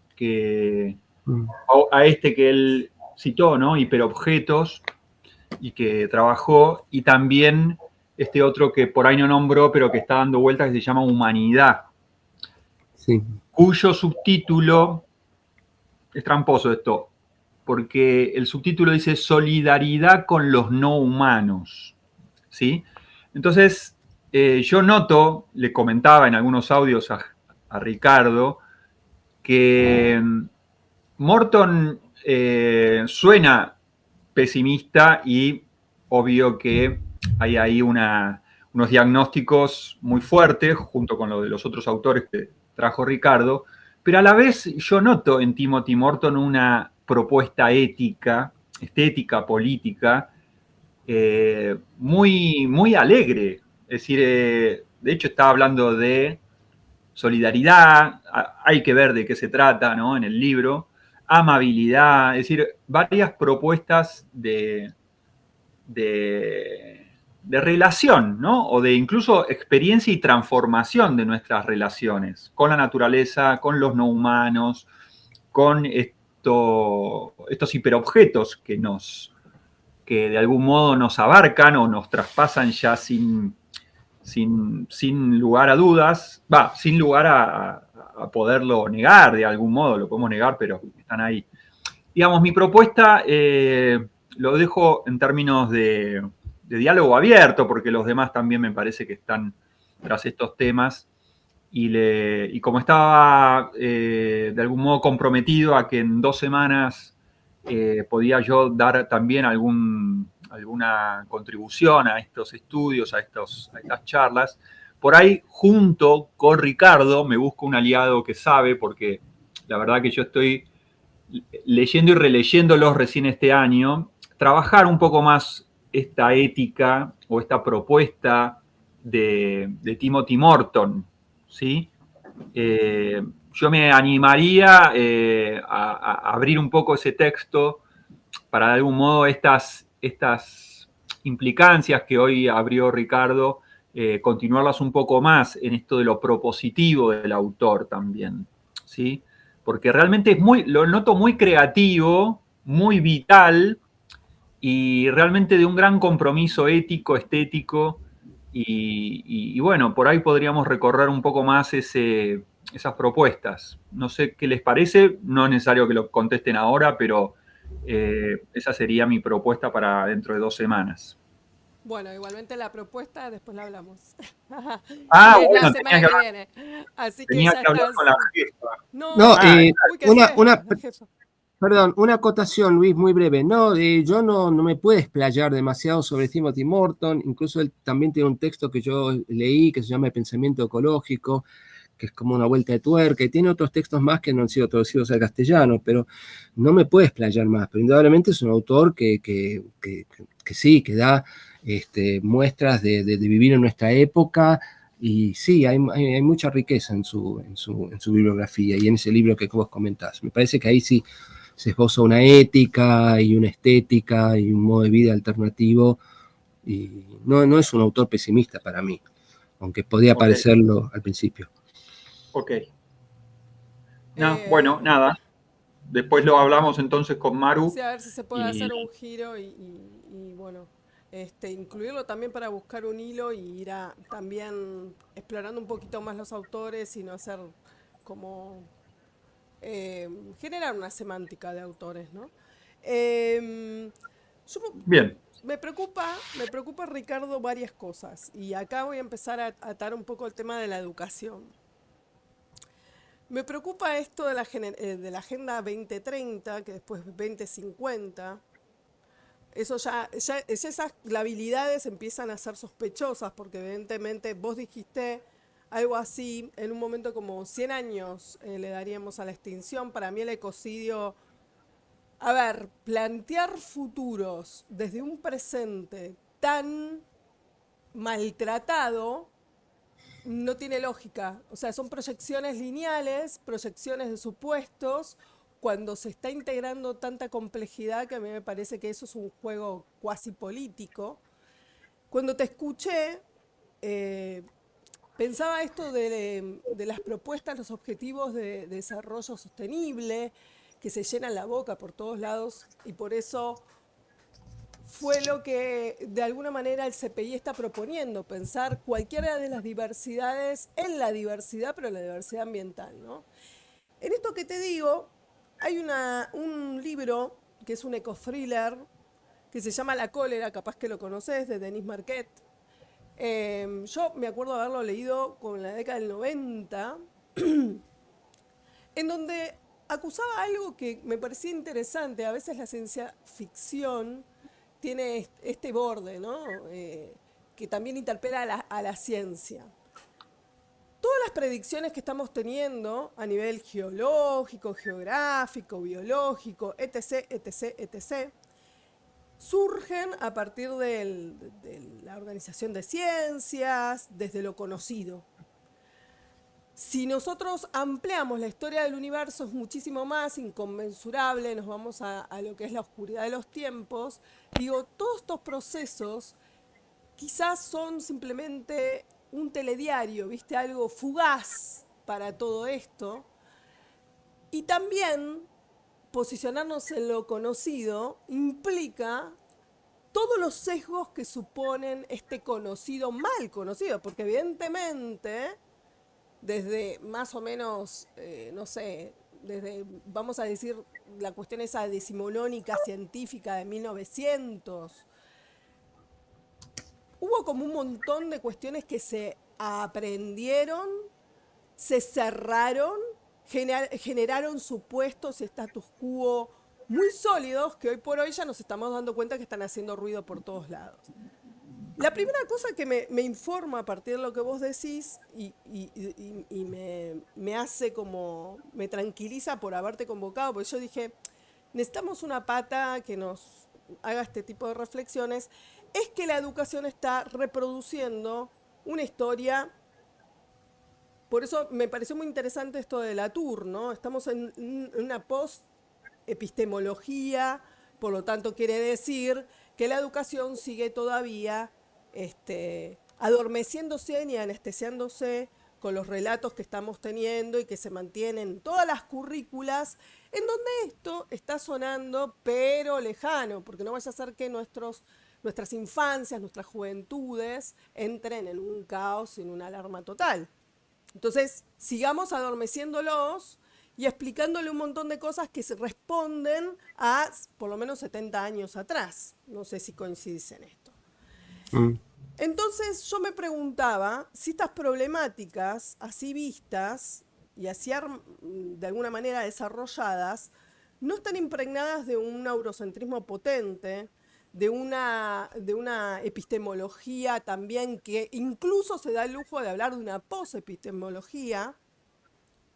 Y en esta crítica que te hago, por eso pensaba que, digo, así como Nietzsche, cada día más lo retomamos, al mismo tiempo y desde otra orilla quizás estaba Rosenzweig hablando de una trilogía que era Dios, mundo y hombre, en donde el mundo no está ni posicionado más que el hombre. Para que haya mundo tiene que haber un otro. Bueno, un montón de cuestiones, relaciones éticas que me parecen muy, muy interesantes y muy adecuadas. Ahora, lo que más me alarmó es, empecé a pensar en los pueblos originarios, qué pasa en el Amazonas, lo que se empieza a escuchar, esto de que no haya nada prístino, ¿no? Esta cuestión de que ya damos por supuesto que ya está todo de alguna manera alterado por el hombre. Yo digo, pensá dentro mío, ¿en el Amazonas piensan lo mismo? ¿Los pueblos originarios de Australia piensan lo mismo? ¿Qué sé yo? ¿Las comunidades nómades de Siberia piensan lo mismo? ¿Están pensando esto? Porque hay una parte en la que vos comentaste, no sé de qué autor, porque estaba tomando como una escaleta más que preocupada de ir en los hitos que vos ibas atravesando. Este como postulado de que ya que la naturaleza ya no hay nada que haya sido profano, ¿no? Porque hay algo de lo profano, me parece acá, en donde se abrieron cosas que, bueno, dan el permiso a que a la humanidad siga haciendo, incluso esto que es lo que más me llamó, un mejoramiento de la naturaleza. Entonces a mí me parece que desde la educación esta cuestión trae consigo algo muy peligroso. Cuando mencionaste la biomímesis, la concepción nueva en la medicina y esta cuestión de mejoramiento de la naturaleza, ¿podrías abundar un poco más? Y luego, ¿te parece que lo que estoy diciendo es tan descabellado? ¿Podés decir que sí? No, no me parece para nada descabellado, me parece muy bien y muy pertinente. Mirá, voy a empezar por lo último, lo que es, digamos, la modificación de la naturaleza, lo que sería el transhumanismo. Bueno, es un ámbito que yo recién ahora estoy empezando a transitar y que me estoy metiendo muy de a poco. Lo que te puedo decir es que, un poco lo que comenté antes, me parece que hay un transhumanismo bastante ingenuo, ¿no? Que lo han sostenido, yo no me acuerdo quién es el autor, el creador del término y sus ideas, básicamente no me acuerdo el nombre, pero que es el que está en boga, ¿no? Como que el hombre va a vivir una eternidad, como que vamos a meter nuestro cerebro en un chip, entonces una serie de cosas que me parecen francamente bastante absurdas. Pero después hay un transhumanismo crítico en donde ya la tecnología, y acá sí me atengo bastante a los análisis de Sloterdijk, que critica a Heidegger, ¿no? Donde ya la técnica no es la alotécnica, algo extraño al humano, sino la homotécnica, donde incluso podría no solamente ayudar, seguir, digamos, comulgar con la naturaleza, o con lo que queda de ella, sino incluso ayudarla a la naturaleza. Y de hecho nosotros yo no he estado en el Amazonia, ni he estado en otros lugares, pero tengo cierta experiencia por mi mujer que ha trabajado durante muchos años en los parques nacionales, específicamente con gente mapuche, y ha conocido guardaparques que han tratado con ellos, y vos veías que los mapuches sí, cuidaban su territorio, cuidaban sus ¿cómo se llama?, sus costumbres, etcétera, pero también hablaban por handy y andaban en una 4x4, o sea, ahí ya es una muestra de lo híbrido, ¿no? Lo cual no va en contra de los mapuches, en principio, yo no me voy a meter en la causa mapuche, ni iría en contra de los pueblos que viven en la Amazonia, o un pueblo que vive, no sé, en algún otro lugar desconocido de un continente, qué sé yo, en África o en Asia, etc. A lo que voy es que no, se puede convivir con los dioses y se puede hablar por handy, o sea, yo no le veo ahí una contradicción. Que nosotros no lo sepamos hacer porque vivimos ya en una sociedad desacralizada desde hace largo tiempo, es una cuestión. Pero bueno, ellos quizás han sabido convivir con estas dos herramientas, ¿no? Digamos, la concepción mítica religiosa por un lado, y la utilización de la técnica occidental por el otro. Lo que yo sí cuestionaría es que dudo que haya regiones del mundo en donde yo no haya una intromisión de la tecnociencia, por decirlo de alguna manera. No sé si esto responde en parte a tu planteo. Sí, bueno, sí, sigo, sigo pensando en que, a ver, en este permiso antropocentrista en que si, o sea, del mejoramiento de la naturaleza y cuando en realidad el hombre moderno, nosotros mismos, el hombre que está atravesado por las redes sociales y todo esto ya está, y se nota mucho, eh, incluso acelerado, ¿no? Fuera de tiempo, fuera de tiempo, fuera de raíz, fuera de un montón de cosas que nos permitirían quizás entrar en el tiempo de la naturaleza, en las formas, en los modos de la naturaleza, ¿no? Digo, tan fuera que hace poco hubo un día más corto. Fue la primera vez que en muchos récords, o sea, en muchos registros, que la Tierra giró en menos tiempo. Entonces, bueno, ahí por eso me interesa lo del antropoceno justamente, porque evidentemente estamos influyendo de una manera magnánima a la Tierra, ¿no? Pero esto del mejoramiento de la naturaleza, que es un poco también cierto pensamiento del transhumanismo, ¿no? Eh, Esto de que del perfeccionamiento en pos, por ejemplo, del tiempo, ¿no? O sea, romper el tiempo, ser cyborgs, ¿no? Ser eternos, ¿no? Que hay como toda una corriente. Eh, sigamos buscando, sigamos pensando. Lo siguiente era con respecto al Sí, tema de Maru, la educación.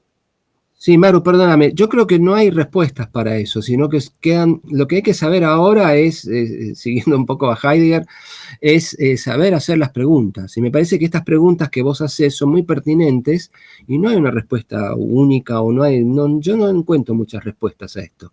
Lo que sí está bueno hacer las preguntas, ¿entendés? Ujú. O sea, en definitiva, cómo pensar la finitud y el transhumanismo, cuáles son los límites, etcétera.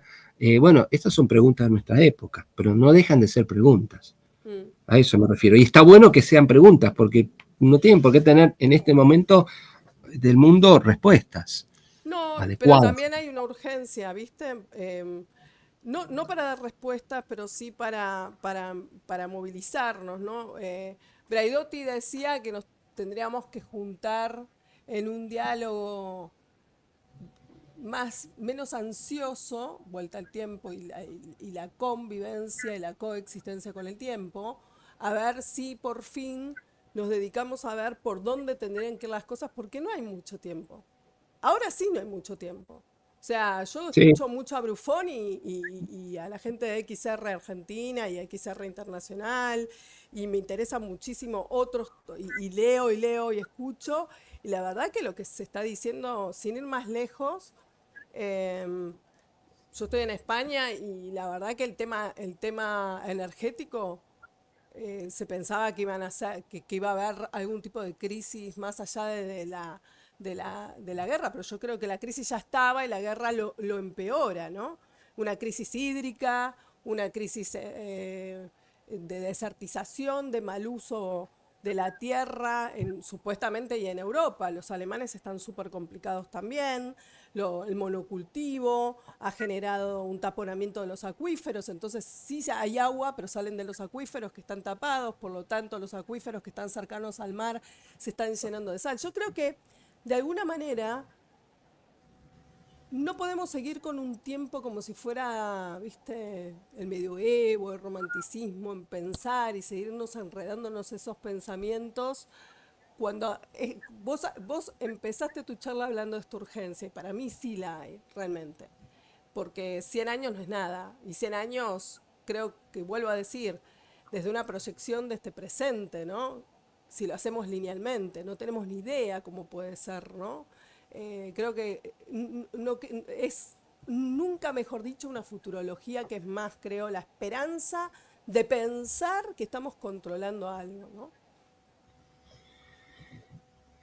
Sí, sí, Por no, hay que movernos plantear, rápidamente, ¿no? O sea, pero bueno.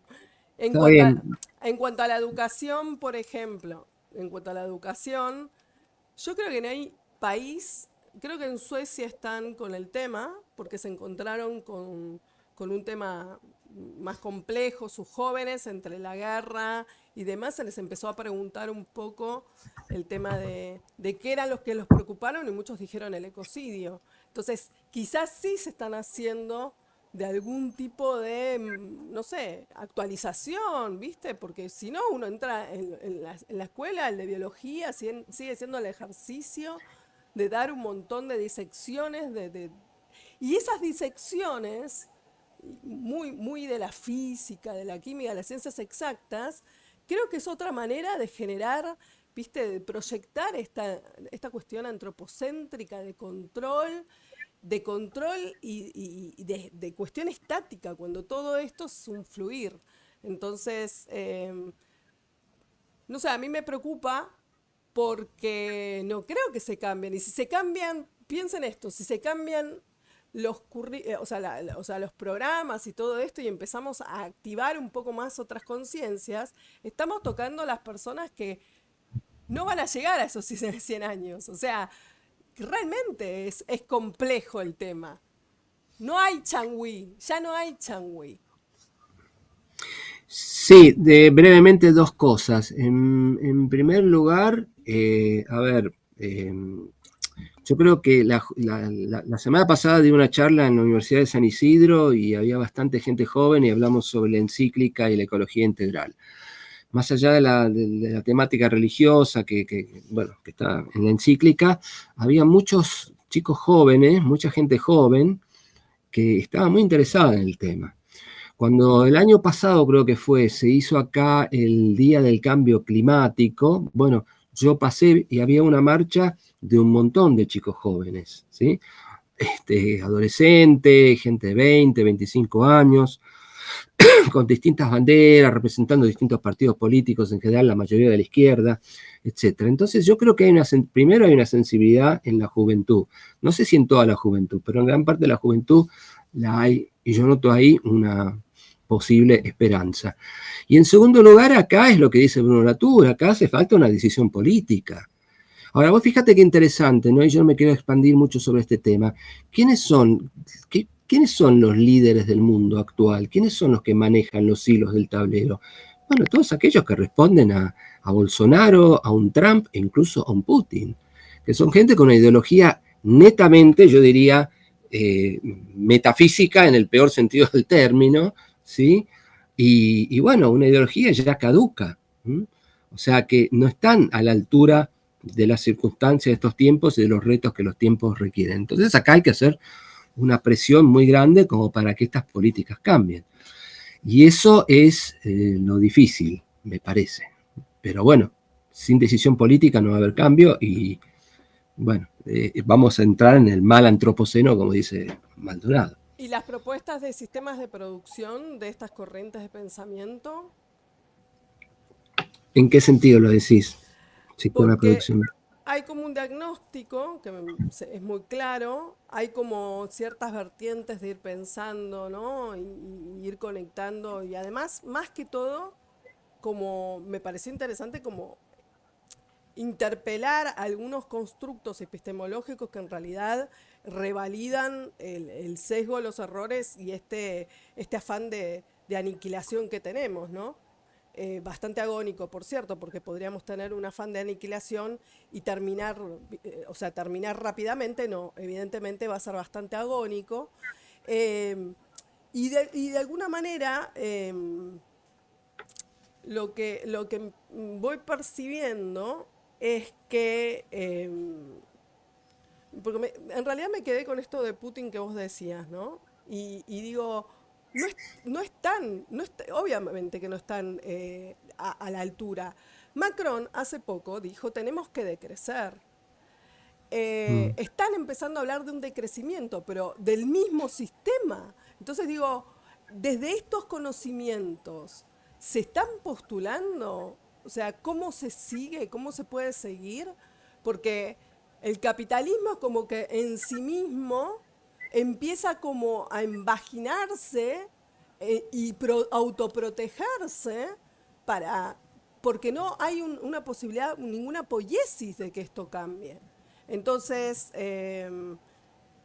¿qué se avisoran desde estos pensadores? Porque parece que es o crecimiento o decrecimiento, pero sin ningún tipo de cambio de variables. No, no, se avisora, o sea, el decrecimiento es más plausible para los países desarrollados y obviamente no puede aplicarse el mismo decrecimiento en los países en desarrollo, porque acá, ya que estamos en Argentina, en Sudamérica, ya que estamos con bastante, viviendo de una manera bastante compleja, porque las políticas no dan pie con bola, hablando mal y pronto. Entonces, bueno, acá lo que se pide es un crecimiento. Lo que pasa que, bueno, habría que pensar un crecimiento sostenible. Ahora, yo creo que en Macron y en otros políticos ya hay una clara conciencia del límite de la Tierra. Entonces, yo veo acá como dos posibilidades. Una es que se tome conciencia política, pese a Fíjate que no es casual que esta derechización que ha surgido en los últimos tiempos, ¿no? Que viene por el lado de Bolsonaro, como dije antes, de Trump, acá en Argentina por el lado de Milei, ¿no? Negadores sistemáticos de todo lo que tenga que ver con una alteración del planeta tal como se está dando. Pero yo tengo fe de que, bueno, después de esto surja como una especie de resurgimiento alternativo y que tome en consideración realmente los problemas tal como se dan y esto se plasme en la política. Esa es una cuestión. La otra cuestión es que es como un poco, y no sé si Luis estará de acuerdo conmigo, como lo que plantea Morton, como que en realidad ya nosotros no, parece un poco contradictorio, pero como que nosotros ya no tenemos en realidad tanta incumbencia, como que las cosas por ahí se van a ir acomodando solas, ¿no? Y cuando digo acomodando solas es porque la propia, y acá sí me atengo bastante a Heidegger, la propia técnica, aquello que ha tomado su dinámica y quizás es la misma técnica, aquella que en un sentido amplio pueda, como el Dios de Heidegger, entre comillas, salvarnos. Pero bueno, son temas muy complejos y yo solamente tiro algún pronóstico, porque si no la otra es, bueno, nada, es como melancolía, ¿viste? Esperar que caiga que se pudra todo. Claro, lo que pasa es que me parece que antes podíamos hablar un poco más porque estábamos en el ojo de huracán, ya está llegando la cola y vamos a salir disparados para todos lados, ¿no? Porque se sigue esperando. Yo, Sí, sí, Luis, si alguien quiere preguntar. está buena la apelación a la película Melancolía, porque el personaje, está esta otra película, ¿no? O sea, no deje, ¿cómo era? La de No miremos para arriba, o no Sí, sí. que son apelaciones a la inminencia, ¿no? De situaciones cada vez más graves. Pero por un lado me gusta este autor, Timothy Morton, porque por un lado está diciendo, no es que va a ser significativo a nivel hiperobjeto, a nivel de los acontecimientos a gran escala que se están dando, que nosotros vamos a poderlo modificar. Lo que sí me parece que mientras tanto, lo que tenga que darse, ese mientras tanto, volverlo habitable, o de algún modo que esa solidaridad, por eso me interesaría entrar en ese libro, compartirlo, yo ya lo vengo leyendo y comentando con Ricardo, realmente hay ahí muchos indicios de una educación y una ética Mm. que para mí es política, ¿no? Yo no esperaría que los políticos tomen decisiones, o sea, la vida es hoy, la vida es estos años de nosotros y nuestras generaciones cercanas. Pero bueno, a pesar de todo, la vida va a seguir sin nosotros, o sea, sin la humanidad y sin nuestras generaciones en todo caso. Pero me parece que, sin embargo, hay para posicionarse y hay para hacer, y para dejar de hacer también. Y eso me parece entonces un buen derrotero para estudiar juntos, ¿sí? Y poner en práctica. En eso, no sé, este autor me parece que puede ser fructífero. Obvio que hay otros y otras que están en torno a los planteos con diferentes accesos, ¿no? La cuestión alimenticia, la cuestión de la relación con los animales, es decir, hay algo de esta agrologística que está muy bien detectada por estos autores y que por eso conecta todos los temas. Conecta todos los temas. Cuando decimos políticas en la Argentina y que hay que desarrollarnos, hay que ver si hay que desarrollarnos en ese sentido y realmente, en cambio, dar marcha atrás o tratar de desmantelar estos modos del desarrollo, porque son los que también están generando esta aceleración, ¿no?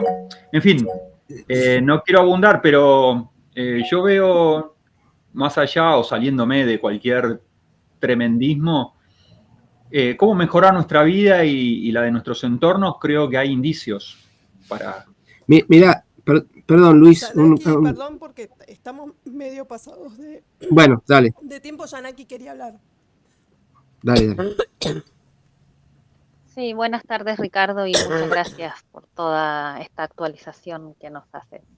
Bueno, gracias. Sí, yo pensaba muy preocupantemente y articulando un poco con lo que dijo María Marta, el tema de la educación, la pedagogía y estos modelos de educación tan antiguos que no van acorde con la realidad de lo que está hoy en día, digamos, ecológicamente el planeta. Y lo pensaba justamente de la manera política y hablando de la voluntad política, articulando también con los resultados sobre el rechazo a la nueva constitución que ocurrió acá en Chile. No sé si estás enterado, Ricardo. Sí, sé de algo, sí. Con un porcentaje de un 61, casi un 62% que rechazó una constitución que era muy progresista. No sé si la más progresista de Latinoamérica, hablaban algunos más entendidos, donde tenía toda esta consideración ecológica. Sin embargo, se rechazó y la rechazó el pueblo. La rechazó nosotros, los que consumimos plástico todos los días, digo. Porque el tema del plástico es el tema que, por lo menos dentro del conocimiento que yo tengo, el que me parece más salvaje. Porque en la medida, lo que nos devoramos en llenar una botellita para hacer un ladrillo ecológico, las grandes corporaciones no paran de producir plástico. Entonces es ni siquiera un trabajo de hormiga, es inútil, no tiene ningún sentido, pienso. Digo, más que una cuestión moral de sentir que yo no soy parte de esto, somos parte en tanto estamos todos acá, nos guste o no nos guste. Entonces, solamente señalar eso, que me parece que es tan profundo el cambio que debería realizarse para ir por el lado bueno, y pongo entre comillas también esto porque lo del bien y el mal, lo bueno y malo también es como para relativizar bastante, a la luz de educar a una población, suponiendo que educamos las nuevas generaciones, que hoy se hacen cambios en las políticas públicas, en la educación, en la pedagogía, y educamos, bueno, 30 años más, 40 años más, ¿y cuánto estamos hablando que quedan? Menos de 100. Entonces, eso, nada, no tengo nada más para preguntar, sino para hacer este señalamiento que me parece pesimista y le queda corto. Eso nada más, si podemos comentar. Sí, estoy de acuerdo con vos, pero bueno, yo en la mayoría, este es el tercer o cuarto, bueno, esta es una charla, pero he estado en 2 o 3 coloquios y charlas en este año anteriores y bueno, siempre se llega sobre estas mismas temáticas parecidas y siempre se llega a esta conclusión, ¿no? O sea, qué hacer y cómo cambiar. Y en general la gente sí tiene un presentimiento pesimista, sobre todo cuando pasa esto de Chile y otros lugares, ¿no? O sea, coincido con vos, pero bueno, como decía Heidegger, ahí donde está el peligro crece también el poder salvífico, crece también la salvación. No puedo mucho más que agregar de lo que he agregado antes. No sé si Alejandra, Matías, que no hablaron. Alejandra, no sé si se va a dejar ver también. Yo sé quién es, pero no se deja ver. Si quiere acotar algo. Si no, empezaríamos el cierre para también que no se haga tan largo. Igualmente hay unos momentos que se van a tener que editar. O Luis, si quiere agregar algo más. Mati. Débora. No, yo coincido con lo que están diciendo con respecto a la educación. Desde lo que yo vivo es que si se trata de concientizar o se habla del reciclado en las escuelas, de los ODS, pero es como que siento que queda muy teórico, ¿no? Y una pavada, por más que pusieron el tacho negro y verde en las escuelas, creo que tampoco se tiene conciencia de eso y, como digo, hubiese faltado otro tercero para hacer compost, ¿no? Como que nos quedamos Sí. cortos también con eso. Es una pavada lo que estoy diciendo, pero realmente me parece que falta cambios de fondo. Para mí, en ese sentido, hace muchos años hicimos un proyecto de investigación que se llamaba la reconversión ecosófica, no sé si te acordás, Luis, y que tuvimos muchos problemas en la ciudad de Buenos Aires para seguir entrevistando a los que eran los que dirigían el proyecto, simplemente porque creo que no tenía ningún asidero, sino que era un hacer parte de esta cuestión neoliberal de hagamos como, ¿no? Es una performance sostenida de la nada, en donde tampoco ponemos mucha intención, pero hacemos qué.